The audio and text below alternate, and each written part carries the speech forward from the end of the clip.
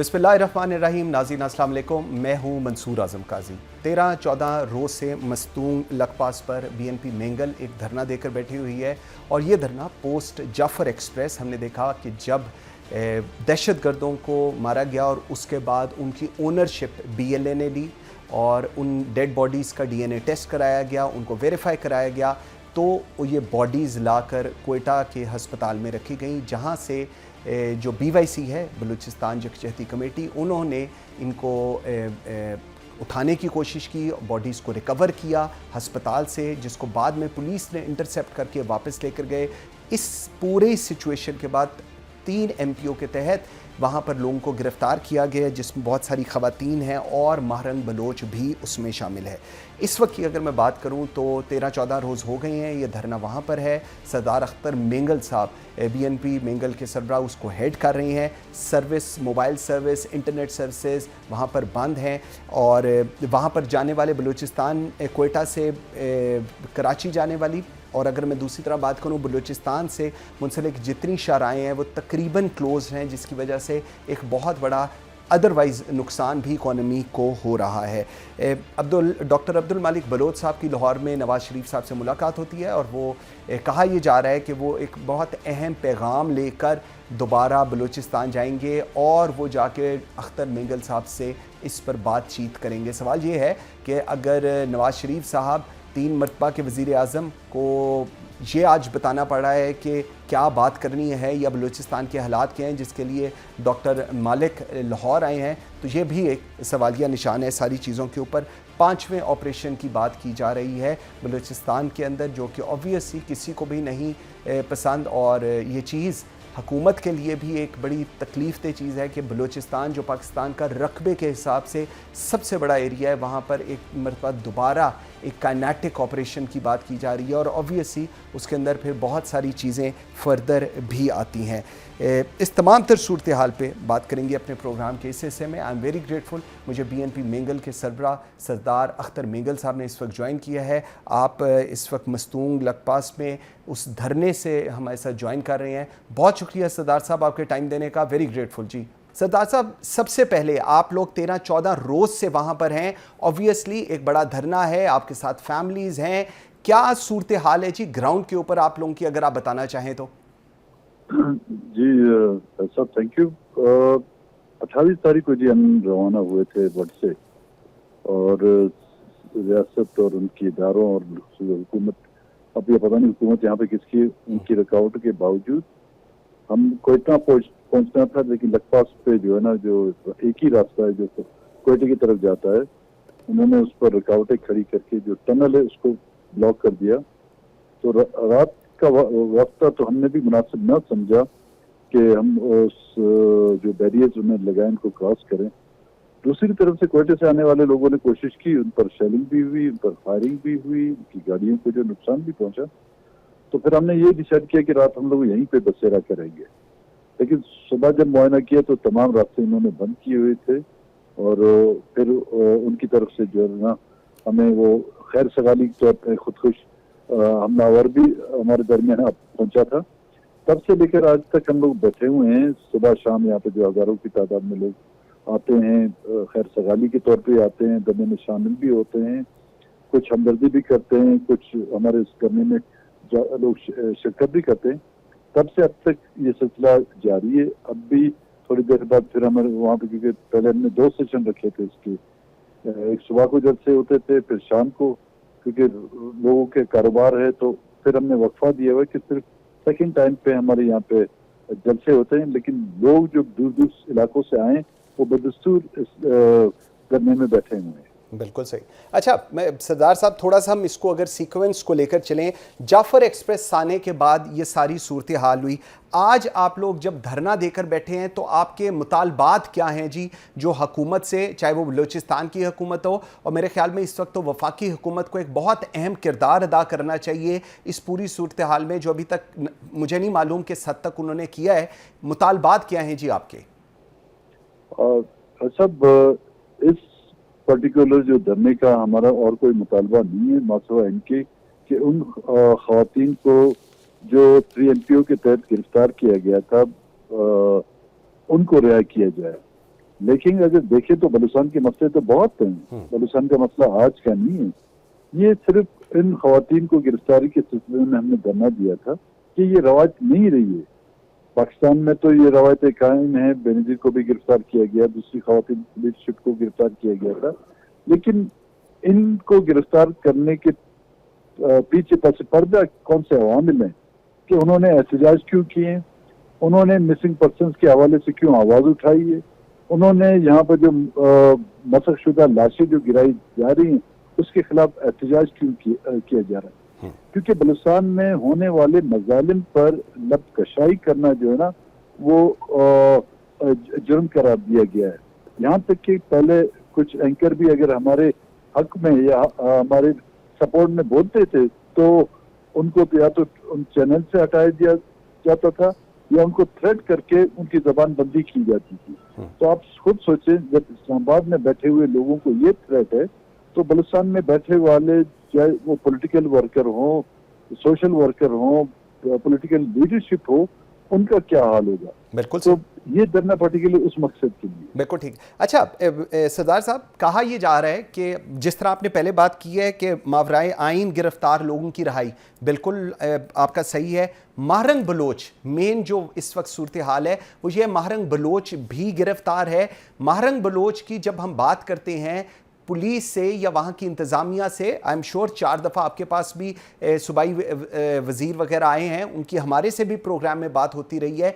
उनका एक different stance है महरंग बलोच को लेकर। आप जब इस वक्त बैठे हैं, आप महरंग बलोच को किस कैटेगरी के अंदर फॉल कराते हैं और क्या किरदार आप महरंग बलोच का इस पूरी सूरत हाल में देख रहे हैं जिसको आपको लगता है कि इनको गलत गिरफ्तार किया गया बलूचिस्तान पुलिस की तरफ से और हुकूमत बलूचिस्तान ने गलत एक्शन लिया है? सब जो हमारे सूबे के या वफाकी या सूबाई जो वज़रा होते हैं उनका स्टांस हमेशा एक ही होता है। चाहे आज के वज़राओं को ले लें, इससे पहले जो हुकूमत है उन वज़राओं का स्टांस ले लें, यहाँ तक कि जनरल मुशर्रफ के दौर में जो वज़रा गुजरे हुए हैं उन सब का स्टांस आप एक ही पाएंगे, उसमें कोई फर्क नहीं है। They have been paid to be loyal of the chair, not for the people of the Balochistan. जब वो तनख्वाह के तौर पर या फॉर्म 47 के तहत उनको नवाजा जाता है, वो इसलिए कि वो जो है हिज मास्टर वॉइस का जो है किरदार अदा करें। तो उन जो वज़रा हैं उनका ये आज का पेशा नहीं, ये पेशावर वज़रा, एक पेशावर दुकानदार होता है, एक पेशावर कारोबारी होता है, एक होते हैं जी पेशावर वज़रा। ये पेशावर वज़रा हैं जो चाहे वफाकी हों या सूबाई हों। महरंग में चलो आज जो उसके खिलाफ जो इल्जाम लगाया जा रहा है, लेकिन जब महरंग तुर्बत से लेकर इस्लामाबाद तक लॉन्ग मार्च करके आई थी, वो उसके साथ कई खवातीन, ज़ईफ़ औरतें, बूढ़े बुजुर्ग आए थे, उस वक्त उनको किस तरह ट्रीट किया गया था, उस वक्त की निगरान हुकूमत के वज़राओं का स्टांस क्या था, इस्लामाबाद पहुंचकर उनके सामने किन लोगों को बिठाया गया था, उनको डिस्करेज किया गया। हालांकि उन्होंने अगर कोई इंसानी हुकूक की खिलाफ वर्जी के बारे में कोई मुद्दा उठाया है तो होना तो ये चाहिए था कि वो इंसानी हुकूक के जो अलमबरदार हैं, जो जमहूरियत के दावेदार हैं, वो उनके साथ अगर बैठ नहीं सकते थे, कम से कम उनकी हिमायत भी कर नहीं सकते थे, उनकी पार्टी के लोग उनको धत्कारना, उनको बुरा भला करना, ये बातें तो नहीं होनी चाहिए। बिल्कुल सही, बिल्कुल सही। अच्छा, अब अगर मैं क्योंकि इस साइड पर हूं और मेरा कोशिश ये है कि हम इस चीज़ को एड्रेस करें, कोशिश करें कि हम इसका कोई रिज़ल्ट निकाल सकें। सर, हुकूमत बलूचिस्तान, उधर के इदारे, उधर के जो वुज़रा हैं, आपने जिस तरह कहा वो एक स्टांस है उनका, ऑब्वियसली सूरत हाल कुछ ऐसी ही है।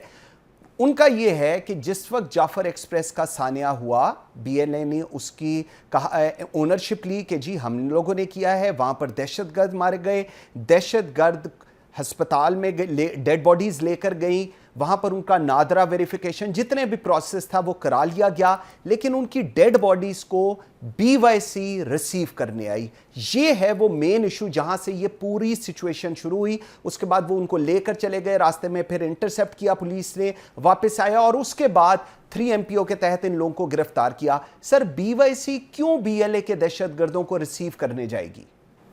काजी साहब देखिए, ये बलूचिस्तान में जो मिसिंग पर्सन है या मकसूदशुदा लाशें जो गिर रही, ये सिलसिला आज का नहीं है। बिल्कुल सही फरमा रहे हैं। कई कई सालों से ये चल रहा है, 20 साल हो गए इस मसले को। और जब कभी भी बलूचिस्तान के दूर दराज इलाकों में ये बात कहीं पहुंचती है कि जी कोई लाश क्वेटा के संडेमैन हॉस्पिटल में जो लाई गई है, जिसकी आइडेंटिफिकेशन करना जो है ना हुकूमत और रियासत की जिम्मेदारी है कि उनकी तस्वीरें लेकर, चाहे वो किसी भी अंदाज में मारे गए, ठीक, मिसिंग पर्सन हों या जो वो उनको दहशतगर्द करार देते हैं, तो उनकी तस्वीर या उनकी आइडेंटिफाई करके वो मीडिया के जरिए, न्यूज चैनल के जरिए, सोशल मीडिया के जरिए फैला देते कि जी इस तरह की लाश है, ये उसकी तस्वीर है, जो भी इसके वर्षाएं आए। वो नहीं करते। जब लोगों को ये पता चलता है तो दूर दराज इलाकों से वो सिर्फ इस अपनी तसल्ली के लिए वहां पे पहुंचते हैं कि वो अपनी आंखों से देखें जो उनका बेटा या भाई या शौहर 15-15 सालों से गायब है, उसको देखकर ये तसल्ली करें कि हाँ वाकई ये उसकी लाश है, और उसके जस्ते खाकी को ले जाकर वो दफन करें, उनको एक तसल्ली हो। यही रोजाना का मामूल है। अब ये जो पर्टिकुलर जो इंसिडेंट हुआ है जाफर एक्सप्रेस का, इसमें जो लाशें लाई गई और काशी कब्रिस्तान में रात के 12 बजे रात के अंधेरे में वो लाशें छुपा के क्यों दफनाई जा रही थी? उनको आप सब थानों में रखते।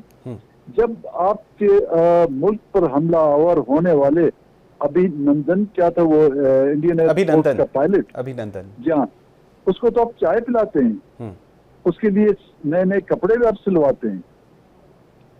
उसने भी तो आपकी बाउंड्री बॉर्डर क्रॉस करके आप पे हमलावर हुआ था ना, वो आप पर फूल निछावर करने तो नहीं आया था, कुछ मीनार पाकिस्तान की जो सैर करने नहीं आया था, उसको आप वापस करते हैं। आपका रेमन डेविस, जिसने ISI के 2 बंदे सरे बाजार सरे आम मारता है, उसको आप रेड कारपेट से जो है ना उसको सी ऑफ करते हैं। आपके DG ISI कोर्ट में बैठ कर जो उसको भी तसल्ली देता है और अपना असर रसूख इस्तेमाल करके उनके वर्षाओं को न सिर्फ ब्लैकमेल करता है, लेकिन उनको ड्राइव भी करके उनको नौकरियां देते हैं, उनको पैसे देके, और उसी रेमंड डेविस को जो है ना आप जहाज में बिठा कर अलविदा भी कहते हैं। ठीक, तो हमने या तो डिक्लेयर किया जाए जो बलूचिस्तान का लोग जो है ना आपके शहरी नहीं है इस मुल्क के, क्योंकि अमलन तो ये साबित किया गया है कि बलूचिस्तान का कोई भी शख्स इस मुल्क का शहरी नहीं है जब तक कि वो जो है ना एस्टेब्लिशमेंट की जीवजूरी ना करे, एस्टेब्लिशमेंट के जो है ना जूते जो है ना पॉलिश ना करें। वो एक आजकल तो पूरा पाकिस्तान जो है ना उस मामला में जो माहिर हो गए। तो मसला ये है कि अगर वो दहशतगर्द भी थे तो क्या उनके वर्षाओं, उसको तो सजा मिल गई, जिंदगी भर उनके वर्षाओं को भी ये सजा देनी जरूरी है क्या? उनकी लाशें वर्षाओं के हवाले नहीं की जाती थी, और वो जो BYC के साथ उनके वर्षा भी थे जिनको पता चला कि जी हमारे कुछ लोग, अब लोग कौन हो सकते हैं, A भी हो सकता है, B भी हो सकता है, Z भी हो सकता है। बिल्कुल सही। लेकिन सरदार साहब, मैं जो आप बात कह रहे हैं, देखिए मैं आपके बिल्कुल, हम लोग साथ हैं, आप बिल्कुल ठीक कह रहे हैं। ये जो पास्ट में हुआ है, हम लोगों ने अपने माजी से शायद कुछ ना सीखने की कसम खाई हुई है, क्योंकि ये जो पहली आपने 2-3 एग्जांपल्स दी, ये बिल्कुल आपने दुरुस्त फरमाया। अब मेरा सवाल ये है कि ये 5 दहशतगर्द थे जिनकी मैं, बिकॉज मैं थोड़ा सा प्रिसाइज रहना चाह रहा हूँ। एक जफर सन ऑफ खुदादाद कराची गरबी से ताल्लुक, परवेज सन ऑफ याकूब कराची गरबी से ताल्लुक, उसामा मस्तूंग से इसका ताल्लुक, और अमल मस्तूंग से इनका भी ताल्लुक, और एक डेड बॉडी थी जो वेरीफाई नहीं हुई। अब इस सारी सूरत हाल के अंदर जो हुकूमत बलूचिस्तान, CTD और ये लोग कह रहे हैं कि जी हमने DNA भी कराया, हमने नादरा वेरिफिकेशन भी कराई, लेकिन इनकी डेड बॉडी, इनके लवाहिकीन, अभी आप मुझे कह रहे हैं कि BYC के साथ इनके लवाहिकीन भी थे, लेकिन वो कहते हैं जी लवाहिकीन नहीं थे, सिर्फ BYC लेने आई और उन्होंने अस्पताल से 19 तारीख को लेकर चले गए। इस पर ये अब एक डिफरेंट चीज है। आप कह रहे हैं उनके लवाहिकीन साथ थे, जबकि हुकूमत कह रही है लवाहिकीन साथ नहीं थे। ऐसा 5 दहशतगर्दों के जो उनको गवर्नमेंट डिक्लेयर किया है कि दहशतगर्द, उनके आपने नाम भी बता जी। जो 13 लाशें खासी कब्रिस्तान में दफनाई गई वो किनकी थी? उनके भी तो नाम बताए दिए गए ना। गवर्नमेंट खुद एडमिट कर रही थी वो दहशतगर्द जो 5 थे और लेकिन वो 13 लाशें जो सोशल मीडिया में फैली हुई हैं, वो 13 लाशें किसकी थी? कारगिल में मारे गए थे, लाइन ऑफ कंट्रोल पर मारे गए थे, या वाघा बॉर्डर पर मारे गए थे? उनकी भी तो आइडेंटिफिकेशन होनी चाहिए। बिल्कुल। अब किसको पता कि उन लाशों में से कौन सी उन जो है जाफर एक्सप्रेस में मारे गए हैं, या इनकी कस्टडी में मारे गए हैं, या उसके बाद जो इन्होंने जो एक्शन लिया उसमें मारेंगे? इसका तो किसी को पता नहीं। ठीक। और दूसरी काजी साहब, सबसे एक बात है, जाफर एक्सप्रेस का वाकया होता है, हमने उसकी जो है मजम्मत की, जो भी दहशतगर्दी का वाकया होता है, लेकिन कोई रियासती दहशतगर्दी की 10 दिन लिखते हैं, 15 दिन लगते हैं, तमाम मक्ते फिक्र के लोगों से, तमाम पॉलिटिकल पार्टियों से, लॉयर से, ट्रेड यूनियन से, बनीदारों से, बलूचिस्तान के वो जो इलाके हैं जहाँ पर इंसर्जेंसी अपने उरूज पर है, वहां पे जाके लोगों से मिलें, उनसे पूछें कि बलूचिस्तान वेरी राइट अप्रोच, मामला के जिम्मेदार कौन है। सही कह रहे हैं आप। अच्छा सरदार साहब, अब ये आपकी बात बिल्कुल ठीक है, और मेरे ख्याल में यही काम है वफाक का कि वो जाके अगर ऐसे कोई इश्यूज हैं उनको एड्रेस करें। और ये इशू आज का नहीं है, ये 1970 से बल्कि उससे भी पहले का ये इशू चल रहा है और इसको एड्रेस नहीं किया जा रहा। एक ब्रेक का मुझे कहा जा रहा है जी। नाज़रीन, एक ब्रेक लेते हैं जी। जिस वक्त ब्रेक से वापस आते हैं तो सरदार अख्तर मेंगल साहब से यहीं से गुफ्तगू शुरू करेंगे। मेरे साथ रहिएगा।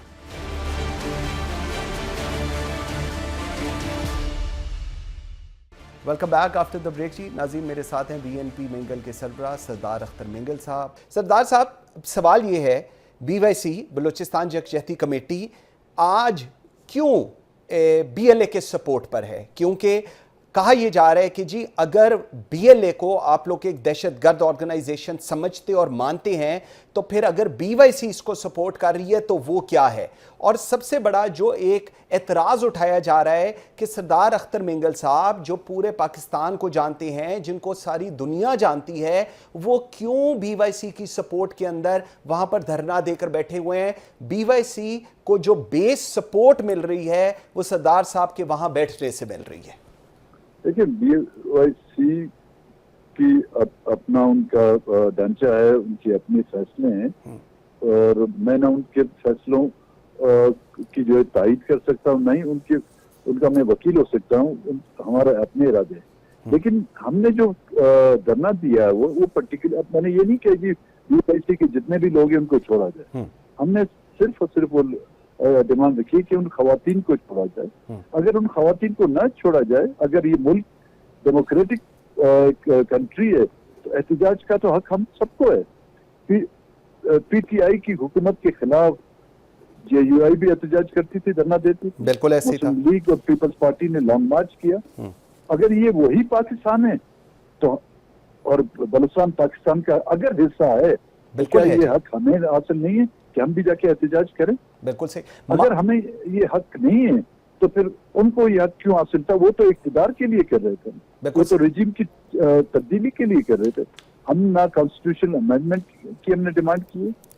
MPO 3 MPO, वो MPO जो सिंध हुकूमत के ऑर्डर के तहत समीउद्दीन बलोच को जो रिहा किया जाता है, लेकिन बलूचिस्तान में क्यों कोई अलग सूबा है या ये नो-गो एरिया जिस पर कानून जो है सिर्फ उनका एस्टेब्लिशमेंट का कानून चलता है। अच्छा सरदार साहब, मुझे जरा एक चीज बताएं। अभी आपने एक एग्जांपल दी और बहुत अच्छा किया आपने एग्जांपल 3 MPO के तहत उन्होंने महरंग और जिन लोगों को गिरफ्तार किया हुआ है उनको जेल के अंदर डाला हुआ है। ऑब्वियसली उनकी वहां पर गई हुई है दरख्वास्त अदालत के अंदर जमानत के लिए, जो अभी तक जिसकी हेयरिंग नहीं हुई।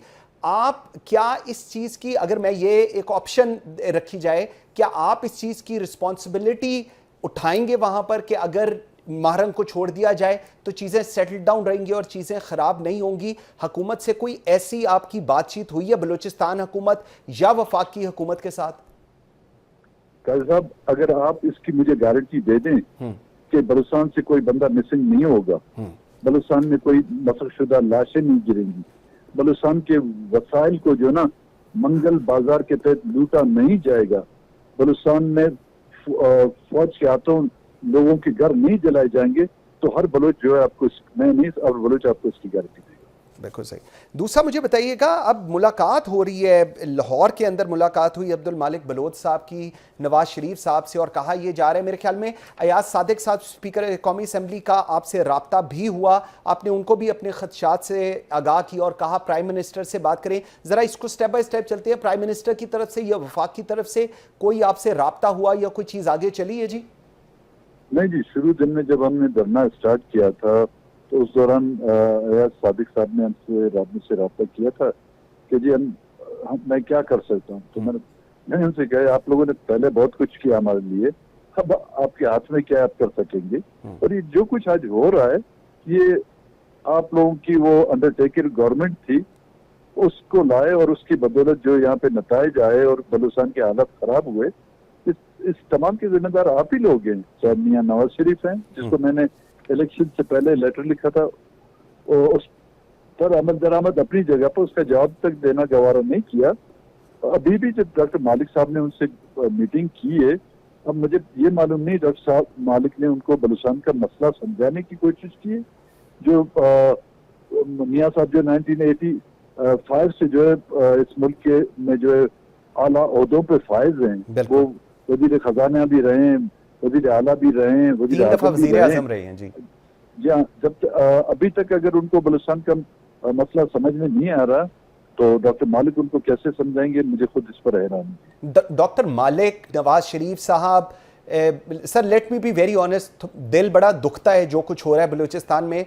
अगर पंजाब से या नवाज शरीफ साहब ने इशू को एड्रेस करना है तो द हाई टाइम इज़ कि नवाज शरीफ साहब खुद बलूचिस्तान जाएं या शहबाज शरीफ साहब इस्लामाबाद से उठ के कोयटा आएँ और आपके पास आके चीज़ों को एड्रेस करें। अब्दुल मालिक साहब, डॉक्टर अब्दुल मालिक क्या रोल अदा कर सकते हैं इस सारी सूरत हाल में? देखिए मियां साहब, पहले तो ये उनके साथ क्या हुआ, उनको लंदन से बुलाया गया और उनकी हाथों से जो उसकी अपनी सीटें थी वो भी गंवा दी। किस तरह गंवाएगी, पीटीआई का इतना इन्फ्लुएंस था या मियां साहब पे उनको भरोसा नहीं था? मेरे ख्याल में दोनों चीजें, पीटीआई का अपना असर रसूख भी था और उन लोगों को मियां साहब पे भरोसा ही नहीं था। पहले तो मियां साहब जो है जो कॉन्फिडेंस जो शैटर हो गया है उनके वो एस्टेब्लिशमेंट के दरमियान, पहले उसको तो बना लें फिर हमारी बात। अब डॉक्टर मालिक ने, मैं कुछ नहीं कह सकता वो किस मकसद के लिए वहां पे गए। शायद नवाज शरीफ को उन्होंने ये कहा है कि वो खुद बलूचिस्तान के मसले में दिलचस्पी ले। तो इसका मतलब ये है कि बलूचिस्तान के मामलात ना मियां नवाज शरीफ के हाथों में, ना शहबाज शरीफ के हाथों में, तो रोज अव्वल से एस्टेब्लिशमेंट के हाथों में। अब ये सब मिलकर या तो एस्टेब्लिशमेंट को समझाएंगे या हम जैसे लोगों को जो मलामत करेंगे। बिल्कुल सही। लास्ट मुझे बताइए, काइनेटिक ऑपरेशंस की बात हो रही है कि जी काइनेटिक ऑपरेशंस होंगे और उसके बाद ऑब्वियसली एक सख्त सिचुएशन है, ट्रेन्स हैं बलूचिस्तान के अंदर जहां पर कहा जा रहा है जी दहशतगर्द हैं, और बीएलए के बारे में दोबारा कहा जा रहा है 1500 से 2500 के करीब ये दहशतगर्द हैं। लेकिन क्योंकि एक टफ ट्रेन है बलूचिस्तान की, वहां पर एक हार्ड स्टेट का वर्ड हमने दोबारा सुना है, आ रहा है। इसको आप कैसे देखते हैं होते हुए, या इसकी इंप्लीमेंटेशन होते हुए, या इसको एड्रेस किया जा सकता है इस इशू को? साहब देखें, जनरल मुशर्रफ के दौर में जब ये ऑपरेशन स्टार्ट हुआ था तो वो चंद इजला पर था, कुछ इजला थे जहां पर इंसर्जेंसी थी। ठीक। जैसे जैसे उस ऑपरेशन में तेजी आती गई, लोगों को उठाते गए, लोग मिसिंग होते गए और मुसरशुदा लाशें फेंकते गए, तो इस इंसर्जेंसी का जो दायरा है वो पूरे बलूचिस्तान तक फैल चुका। ठीक। पहले अगर 3 जिले थे, 2 जिले थे, अब तो बलूचिस्तान का कोई ऐसा जिला ही नहीं बचा जिसमें ये इंसर्जेंसी ऑपरेशन नहीं हो रहा। ऑपरेशन तो रोज अव्वल से हो रहा है। ऑपरेशन किसको कहते हैं?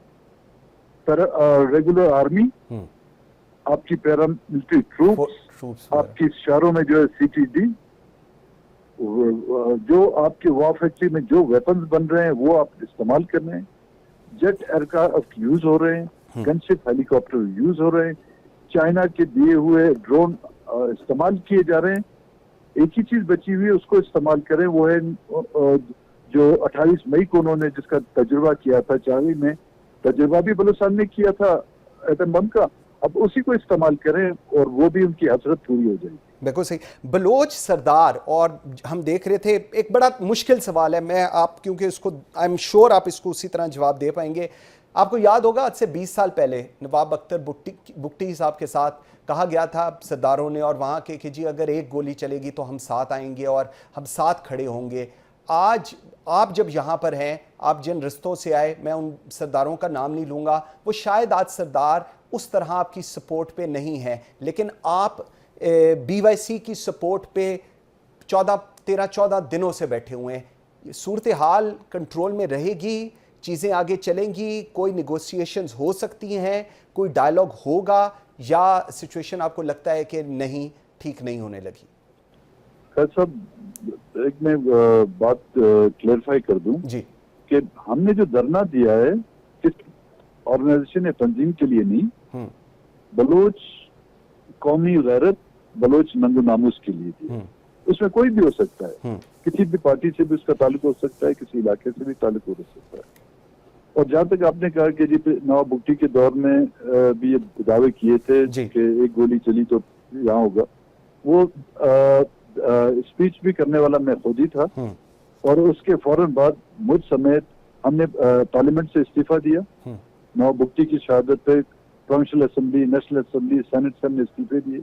और इसी तरह का हमने लॉन्ग मार्च ग्वादर से कराची कोयटे के लिए रवाना हुए, तो रास्ते में ही हम सबको गिरफ्तार किया गया। मुझ समेत हमारी पार्टी की क़यादत 700 लोग 1.5 साल तक 2 साल तक जो है मुशर्रफ की कैदों में थे। अब जो हम निकले हैं, हम किसी सरदार के आसरे पे नहीं निकले। सही, नहीं बिल्कुल, मैं इस चीज पे मैं बिल्कुल आसरे पे नहीं निकले। सही कह रहे हैं। हम आज भी हमारे साथ जो बैठे हैं, इसमें कोई शक नहीं, कुछ सरदार कुछ नवाब हमारे साथ हैं, लेकिन मेजॉरिटी हमारे साथ जो है ना बलूचिस्तान की आवाम है। हम उन्हीं की उम्मीद पर निकले हैं और उन्हीं की उम्मीद पे हमने पहले भी सियासत की है, और आइंदा जो भी कदम हम उठाएंगे हम इन्हीं की उम्मीद और इन्हीं के आश्रय पर उठाएंगे। बिल्कुल सही, मैं आप बिल्कुल सही फरमा रहे हैं, मुझे इस पे कोई शक की बात ही नहीं है। मैं सिर्फ इसलिए कह रहा हूं क्योंकि जिस तरह यूनुस ज़ेरी की बात कर लें, जफर ज़ेरी की, नवाब असलम, इन लोगों की बात कर लें, आप उस बेल्ट से आए, लेकिन शायद वो आज धरने के अंदर नहीं है। मेरा सिर्फ ये सवाल था। अब लास्ट मुझे आप बताइएगा सर, वे आउट क्या है, क्योंकि इस सारी डिस्कशन का कोई वे आउट तो होगा, और वे आउट जब तक अनलेस और अनटिल आप बताएंगे नहीं, महरंग के ऊपर जो उनका स्टांस है वो आपके सामने है, BYC को लेकर जो हुकूमत का स्टांस है वो आपके सामने है, वे आउट क्या है इसका? देखिए, इसमें आपके एक तो होंगे शॉर्ट टर्म्स इश्यूज, एक मिड टर्म और एक जो है लॉन्ग टर्म। इस वक्त जो शॉर्ट टर्म है वो है कि इनको खवातीन को रिहा किया जाए। ठीक है, और उसकी गारंटी सर मैं जरा स्टेप बाय स्टेप चलें। अगर सर इनको छोड़ा जाता है तो उसकी गारंटी कौन देगा कि ये दोबारा इस तरह की चीजों में इन्वॉल्व नहीं होंगे? वाई? बिकॉज जितने भी वुजरा हैं और जितनी भी हुकूमत है वो कहते हैं जी महरंग जो है वो पाकिस्तान का तराना नहीं, वहां पर जब वो जलास जो भी करते हैं उसके अंदर नहीं होता, झंडे को जलाया जाता है एंड ऑल दैट। इतनी स्ट्रॉन्ग एलिगेशंस लगाई हुई है महरंग के ऊपर और BYC पे। तो इसको शॉर्ट टर्म में अगर वो रिलीज करते हैं तो उसकी गारंटीज का फिर किस तरह, हाउ विल दैट वर्क? कल साहब मोहम्मद अली जिन्ना की जो बहन थी फातिमा जिन्ना जी, वो भी तो मुल्क की गद्दार की डिक्लेयर की गई थी ना। एक डिक्टेटर ने जो ना इसी स्लोगन को उठाकर उसको उस इलेक्शन में डिफीट भी दी थी। वो उस वक्त फॉर्म 47 भी नहीं था, पता नहीं कौन सा फॉर्म था। जब बानी पाकिस्तान की सिस्टर को शिकस्त दी जाती है, उससे किसी ने गारंटी दी थी कि आप मुल्क की वफादार रहेंगी? या उससे मतलब आप ये चाहते हैं जैसे कि पीका का ऑर्डिनेंस जो जारी हुआ है, आपके मीडिया पर पाबंदी लगा दी गई है, पॉलिटिकल वर्कर और पॉलिटिकल लीडरशिप और बिलखुसूस बलूचिस्तान के लोगों पर अब बात करना भी जुर्म है। ठीक, वो अपने सर शॉर्ट टर्म मुझे आ गया। जातियां मत करें, आप जुल्म जातियां ना करें तो कोई आपके खिलाफ नहीं बोलेगा। क्यों पंजाब में आपके खिलाफ ये बगावतें नहीं होती? क्यों दूसरे सूबों में ये बगावतें नहीं होती? क्योंकि इस सूबे को रोज़े अव्वल से आपने नवाबादियती एक कॉलोनी बना के रखा हुआ है और गुलाम बना के रखे है। जब तर्ज अमल गुलामी होगा तो आजादी हर फर्द का, हर कौम का हक है। बिल्कुल सही सर। शॉर्ट टर्म में आपने बता दिया इनकी रहाई, मिड टर्म में आप क्या देखते हैं, क्या करने की जरूरत है? देखिए, मिड टर्म ये होगा जो मिसिंग पर्संस हैं उनको बाजियाब किया जाए। अगर जिंदा है उनको, अगर उन्होंने कोई जुर्म किया है, कोई तो सजा दी जाए, कोर्ट ऑफ लॉ में लेकर जाया जाए। बिल्कुल ठीक। कोर्ट आपके हैं। बिल्कुल सही। अब तो 26वीं तरमीम के बाद आपकी सिटी पर जो कोर्ट फैसले देते, बिल्कुल सही, तो उन कोर्टों में उनको लाया जाए। कम से कम उनके वर्षाओं की तो एक्सेस तो होगी। बिल्कुल सही। अगर जो मार दिए गए उनके वर्षाओं को, उनके घर वालों को इतला दी जाए कि फिलहाल गड़े में उनको दफना दिया गया, तो कम से कम वो जाके इज्तिमाई वहां पर फातिहा करें। ठीक। लॉन्ग टर्म सर, लास्ट बताइएगा, लॉन्ग टर्म क्या प्लान? हाउ? जी जी जी हाँ, इसके बाद फिर बैठ के पॉलिटिकल जो लीडरशिप है उनसे बात करनी होगी कि बलूचिस्तान को उसी तरफ पर चलाना चाहते हैं या बलूचिस्तान को इस मुल्क का एक यूनिट, अगर यूनिट की बात होगी तो उनको वो इख्तियार मिलने चाहिए जो दूसरे सूबों को हैं। अगर नहीं, उसको बदस्तूर एक कॉलोनी के तौर पर आप चलाना चाहते हैं, फिर वो उनकी जोरावरी वो कब तक चला सकते हैं, और हमारी कमजोरी है, हमारी बर्दाश्त है कि हम कब तक उनको बर्दाश्त कर सकते हैं। बिल्कुल ठीक है। सरदार अख्तर मेंगल साहब, सरबराह बीएनपी मेंगल, बहुत शुक्रिया आपके टाइम देने का जी, बहुत शुक्रिया। नाज़रीन, एक ब्रेक लेते हैं जी, ब्रेक से वापस आती हैं तो जो सियासी मंजरनामा है ज़रा उस पर बात करेंगे। मेरे साथ रहिएगा।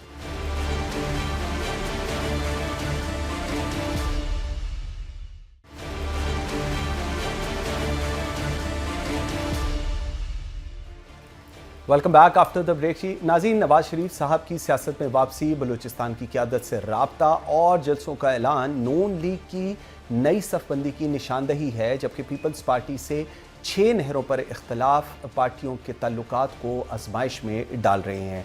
दूसरी जानिब पाकिस्तान तहरीक इंसाफ की अंदरूनी टूट फूट का शिकार है और खान साहब से जुड़ी पेशकशों ने सियासी फ़िज़ा को मज़ीद पेचीदा बना दिया है। इस तमाम तर सूरत हाल पर बात करने के लिए मेरे साथ इस वक्त मौजूद हैं मोहम्मद अली दुरानी साहब, साबिक़ वफाकी वज़ीर हैं, सीनियर पॉलिटिशियन हैं। दुरानी साहब, बहुत शुक्रिया आपके टाइम देने का। दुरानी साहब, सबसे पहले डॉक्टर मालिक बलोच साहब का लाहौर आमद, उन्होंने बलूचिस्तान की सूरत हाल के ऊपर, प्रोग्राम के पहले हिस्से में हमारे साथ सरदार अख्तर मेंगल भी थे, और मुलाकात की है नवाज शरीफ साहब से। सर, क्या ज़रूरत समझ रहे हैं? 3 दफ़ा वज़ीर आज़म रहे हैं नवाज शरीफ साहब, उनको डॉक्टर अब्दुल मालिक साहब आके बताएंगे कि बलूचिस्तान की सूरत हाल क्या है या किस तरह ख़राब हुई है? बिस्मिल्लाहिर्रहमानिर्रहीम। मंसूर, जो मतलब मियाँ साहब का 3 दफा वजीर आजम रहने के बाद एक सीनियर पॉलिटिशियन के हैसियत से ये एक जिम्मेदारी तो बनती है कि वो किसी भी की सिचुएशन को रिजॉल्व करने के लिए अपना रोल प्ले करें। ठीक। और पॉजिटिव रोल प्ले करें, और मालिक साहब को उनसे मिलना भी खुश आइंदे। सियासतदानों का मकसद ये होता है कि वो एक दूसरे से मिलें और एक दूसरे के जो मसाइल हैं उसमें देखें। अब इस वक्त तक जो मुलाकात के बाद की डेवलपमेंट्स हैं वो तो उन्होंने आपको बताई होंगी, लेकिन हमें तो कोई इसके अंदर अभी तहरुक नजर नहीं आ रहा। और मियां साहब तो गालिबन अगर मुल्क से बाहर नहीं जा रहे, इधर ही हैं, तो उस सूरत में उन्हें डेफिनेटली कोई रोल प्ले करना चाहिए, लेकिन वो क्या रोल प्ले कर सकते हैं ये उन्हीं पे डिपेंड करेगा। बिल्कुल। दुरानी साहब, अगर आप कह रही हैं रोल प्ले करना चाहिए, अख्तर मेंगल साहब कहते हैं कि हमारी जितनी मुलाकातें हुई हैं सूबाई हुकूमत के साथ वो फेल हुई हैं। एयाज सादिक साहब ने फ़ोन किया है, वो कहते हैं मैं क्या कर सकता हूँ, मैंने उनको रिजर्वेशंस बता दी हैं।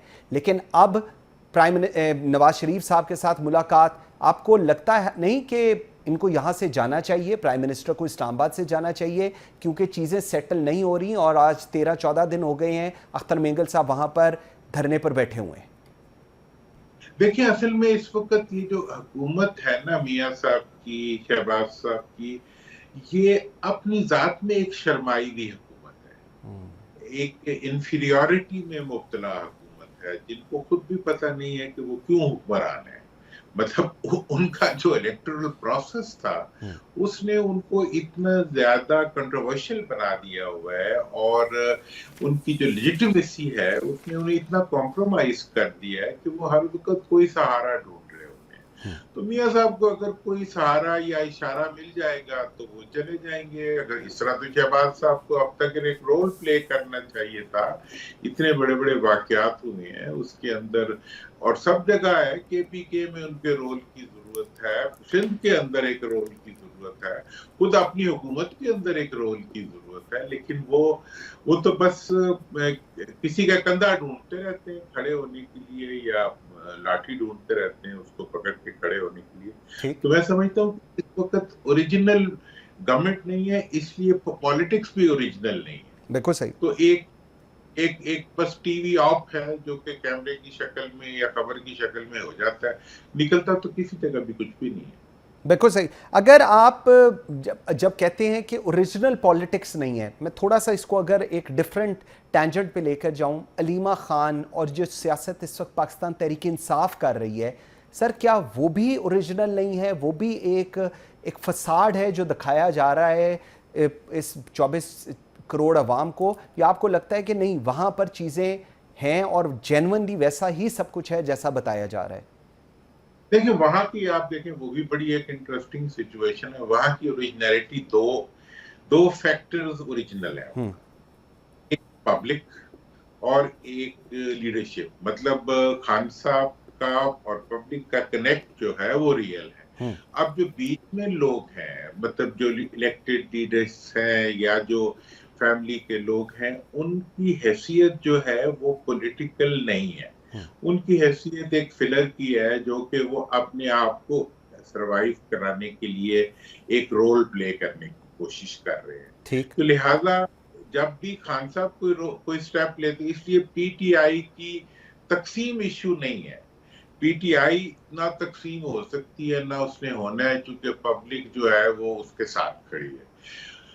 अलबत्ता जो लीडरशिप है इस वक्त, उनको चूंकि पब्लिक उस तरीके से वेट नहीं दे रही, गालिबन वो उन्हें खुद भी नहीं महसूस होता होगा, इसलिए उनको इतनी इंपॉर्टेंस नहीं मिलती। वो कभी अपनी इंपॉर्टेंस करने के लिए एक दूसरे के खिलाफ बोलते हैं जो नहीं बोलना चाहिए। बल्कि इस वक्त पीटीआई के लिए तो यही बेहतर है ना कि वो एक दूसरे के सपोर्ट में खड़े होके एक अपनी पब्लिक के लिए और अपनी लीडरशिप के लिए आसानियां पैदा करें। लेकिन उनका जो हैसियत है वो, मतलब पार्टी जो है वो इस वक्त इमरान खान और पब्लिक का नाम है। इसके बाद आप जो चीज भी देखते हैं, फैमिली के जो लोग हैं उनकी अपनी एक मूवमेंट है। मेरा तो ख्याल ये है कि उन्हें किसी कॉन्फ्लिक्ट का हिस्सा नहीं बनाया जाना चाहिए, ना उन्हें बनना चाहिए। बल्कि बड़ी मुश्किल से एक ऐसी पार्टी है जिसमें मरूसियत नहीं है, तो उसको मरूसियत से बचते हुए, लेकिन बहरहाल फैमिली वालों का एक फीलिंग्स होती हैं, हर्ट्स होते हैं, तो उसको तो अपनी जगह देना चाहिए। बाकी दूसरी तरफ जो उनके लीडर्स आपस में लड़ रहे हैं, वो उनके और उनके वोटर्स पसंद नहीं कर रहे। बल्कि मेरे से भी अगर वो हमारे दोस्त हैं पूछेंगे, तो मैं तो नहीं कहूंगा कि एक दूसरे के खिलाफ वो ना करें। सर जब आप ठीक दुराई साहब, जब आप ये कह रहे हैं सर्वाइवल की बात है, तो सर सबको पता है इमरान खान जेल के अंदर हैं, उनकी पार्टी सिर्फ कनेक्ट इमरान खान के साथ होती है, ये तो सबको पता है, कुछ छुपी बात नहीं है, एवरीवन नोज इट। सो ये जितने लीडरान हैं, क्योंकि अगर बात ये आ रही है कि कौन मिला है कौन नहीं मिला है और मिलने तक पे बातें आ गई हैं अडयाला जेल पर, तो फिर इसकी क्रेडिबिलिटी आप क्या देखते हैं? देखिए ना, इस वक्त की पॉलिटिक्स जो है उनकी, वो सारी की सारी अडयाला जेल के गिर्द होती है कि वहां जाके, मतलब, लेकिन कोई ओरिजिनल एक्टिविटी पार्टी नहीं जनरेट कर पा रही। एक गवर्नमेंट है, चले वो तो अपनी गवर्नमेंट को रन कर रहे हैं और एक उनका एक प्रेजेंस है, लेकिन बाकी पार्टी जो है वो कोई एक्टिविटी, पब्लिक की मोबिलाइजेशन या कोई ऐसा सूरत नहीं बना सकी अदर देन सिंध। हाँ, अलबत्ता जो है उनकी पार्टी की प्रेजेंस अब नजर आ रही है, क्योंकि उन्होंने एक डायनामिक इश्यू के ऊपर स्टांस लिए और अभी जो कोर्ट की उसके अंदर उन एक पॉलिटिकल कोalition कायम की है और अगले इलेक्शंस के लिए वो अपने आप को पुट कर रहे हैं। तो वहां तो पॉलिटिक्स हो रही है, लेकिन बाकी मुल्क में आपको नहीं नजर आ रही पार्टी की, जो पंजाब में कम से कम नजर नहीं आ रही। ठीक। अच्छा दुराई साहब, एक और चीज, आपने अभी सिंध की बात की, पीपल्स पार्टी और नून लीग के दरमियान ये जो 6 नहरों को लेकर इख्तलाफ चल उठा है और उसके बाद इख्तलाफ खत्म होने का नाम नहीं ले रहा, उसके अंदर नवाज शरीफ साहब का कहते हैं जी कोई रोल हो सकता है, जरदारी साहब के बारे में कहा जाता है उन्होंने साइन ऑफ किया, उसके बाद बिलावल कहते हैं भुट्टो साहब की बरसी के ऊपर कि हम अवाम अगर खिलाफ है कनाल्स के तो हम भी खिलाफ हैं। सर ये क्या है फिर? देखिए, ये मुनाफिकत के ऊपर मुनाफिकत हो रही है, ठीक है ना जी। मतलब ये है कि पीपल्स पार्टी ने अग्री किया ठीक है जी। और नून वालों को पता है कि उन्होंने अग्री किया हुआ है, इसलिए वो भी स्टेटमेंट दे देते हैं खुद, मतलब नून वालों के तमाम लीडर्स की स्टेटमेंट मौजूद है कि जी वो तो उन्होंने खुद इस चीज पे अग्री किया है, सिग्नेचर्स किए हैं। प्रेसिडेंट का अख्तियार है, नहीं है, ये किसी की कंसर्न नहीं है, लेकिन बहरहाल और ये हकीकत भी है कि उन्होंने किया है। अब जो है, जब नीचे से जमीन गर्म हो गई है और वहां की पब्लिक ने एक इश्यू पर स्टांस ले लिया है और इन्होंने आईनी तकाजों के मुताबिक कोई कदम नहीं उठाया, ना मरकजी हुकूमत ने उठाया, ना बिल्कुल सूबाई सही। हुकूमत ने। तो अब इसलिए इनके पास ना पीछे हटने का रास्ता है, ना आगे बढ़ने का रास्ता है। वो कहते हैं न जाए दफ्तर न जाए मादन। ऐसी सूरत हाल में अब इनके पास एक ही रास्ता है कि ये मुनाफकत करें, बिल्कुल और सही। मुनाफकत ये इस तरह कर रहे हैं कि जैसे अवाम आगे नहीं खड़े, आगे कोई बुत खड़े हुए हैं मादी की तरह के। तो अब एक वाइब्रेंट पब्लिक है, जिन्होंने पिछले इलेक्शंस में भी बड़ा वाइब्रेंट रोल प्ले किया है, तो इसलिए अब ये उनको एक भेड़ बकरियों की तरह तो नहीं डील कर सकते। लिहाजा इस वक्त इनकी सियासत जो है वो बिल्कुल एक क्लिफ की एज पे खड़ी हुई सियासत है कि अभी गिरी की अभी गिरी। बिल्कुल सही है। मोहम्मद अली दुरानी साहब, साबिक वफाकी वज़ीर, बहुत शुक्रिया सर आपके टाइम देने का। नाज़रीन, बड़ी इंपॉर्टेंट आज की गुफ्तगू रही है, चाहे वो सरदार अख्तर खान मेंगल साहब के साथ हो या दुरानी साहब ने, जिन्होंने एक एनालिसिस दिया है पूरी सूरत हाल का। इशू सिर्फ ये है कि अगर आप पाकिस्तान के लिए, पाकिस्तान में रहने वाले इस 24 करोड़ अवाम के लिए संजीदा हैं, तो फिर तमाम इश्यूज़ को प्रॉपरली अटेंड करें, एड्रेस करें। हर चीज़ लिंगर ऑन मत करें, हर चीज़ दूसरों के कंधों पर बैठकर मत देखें कि यहाँ से इशारा होगा तो आगे काम चलेगा, अगर यहाँ से इशारा नहीं होगा तो आगे काम नहीं चलेगा, क्योंकि इस वक्त मुकदमा पाकिस्तान का है। मुझे मंसूर आज़म काजी को इजाज़त दीजिए। अल्लाह हाफ़िज़।